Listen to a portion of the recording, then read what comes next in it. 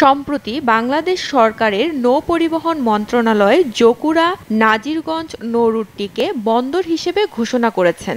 এই নৌ রুটে বর্তমান দুটি ফেরি চলাচল করছে, যা পুরনো এবং মান্দাতার আমলের। এ অঞ্চলের মানুষের দীর্ঘদিনের দাবি, এই নৌ রুটটিকে আরও গতিশীল করলে রাজবাড়ী, ফরিদপুর, কুষ্টিয়া সহ ওপাশে বরিশাল, পটুয়াখালী, ঝালকাঠি, দিনাজপুর, পাবনা, সিরাজগঞ্জ জেলার সাধারণ মানুষ ও ব্যবসায়ীরা এই নৌ রুটের সুবিধা পাবে। এই ঘাটটা অবহেলিত এবং অনেক দিন যাবত এই ঘাটটা পরিচালিত হচ্ছে, কিন্তু যোগাযোগটা অতটা প্রচার নাই। এটা উত্তর এবং দক্ষিণবঙ্গের সঙ্গে সংযোগ, এটা আসলে প্রচারের দরকার। এই একটা ফেরিঘাট, দুটো করে ফেরি চলে, কিন্তু লোকজন প্রচারের কারণে চলাফেরা কম হচ্ছে। সরকারের নৌ পরিবহন মন্ত্রণালয় এটাকে বন্দর হিসেবে ঘোষণা করেছেন। এটা আমাদের জন্য একটা সুসংবাদ।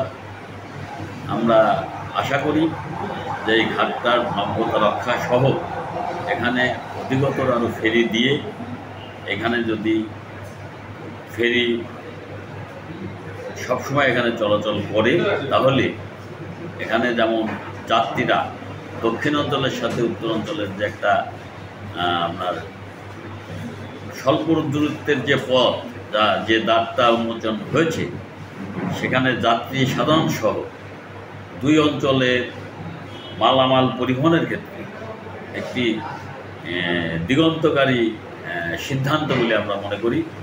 সাথে সাথে এইখানে যাতে আরও ফেরি বৃদ্ধি করা যায় এবং প্রতি ঘন্টায় যাতে এখানে ফেরি যাতায়াত করতে পারে, সেজন্য ঘাটের সংখ্যা বৃদ্ধি করে এখানে এই অঞ্চলের মানুষের, বিশেষ করে বরিশাল, পটুয়াখালীর থেকে শুরু করে ওইদিকে দিনাজপুর পর্যন্ত আমরা যে ঘুরে প্রায় 100-150 কিলোমিটার অতিরিক্ত আমাদের ঘুরে যেতে হতো কুষ্টিয়া দিয়ে, সেটা আমাদেরকে এই ধাওয়াপাড়া নাজিরগঞ্জের মধ্যে দিয়ে দিলে সেই দূরত্বটা কমে যাবে।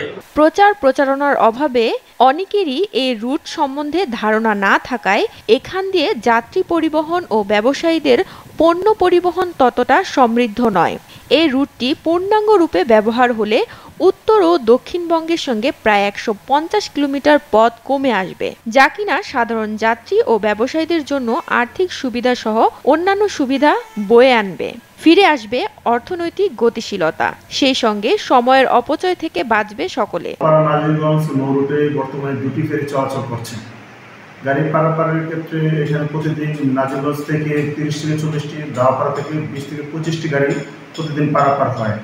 এই রোডে আমাদের দক্ষিণবঙ্গ থেকে উত্তরবঙ্গের যে জেলাগুলি আছে, পাবনা, সিরাজগঞ্জ, রাজশাহী, এদিক দিয়ে রংপুর, দিনাজপুরের যে গাড়িগুলি আছে, এগুলি দক্ষিণবঙ্গের সাথে যোগাযোগ করে থাকে। বরিশাল, ঝালকাঠি, রাজবাড়ী, ফরিদপুর এসব অঞ্চলে গাড়ি পারাপার হয়। আমাদের এই রোডে যে প্রধান যে সমস্যা, সেটা হচ্ছে পাশাপাশি সেতু থাকায় গাড়ি এদিক থেকে অনেক দূর ঘুরতে হয় না বলে ওরা সেতু পারাপার হয়।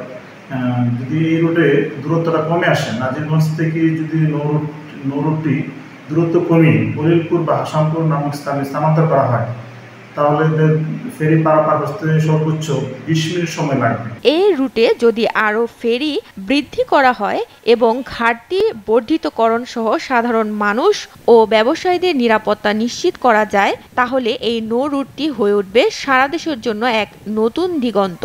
বাড়তে পারে সরকারি রাজস্ব আয়। পদ্মা সেতু হওয়ার পর এই রুটটিতে নেই সেই পুরনো জলস। সেক্ষেত্রে অঞ্চলের মানুষের প্রাণের দাবি, জকুরা নাজিরগঞ্জ ফেরিঘাটটিকে একটি অত্যাধুনিক নৌবন্দর হিসেবে গড়ে তুলতে হবে। SATV digital.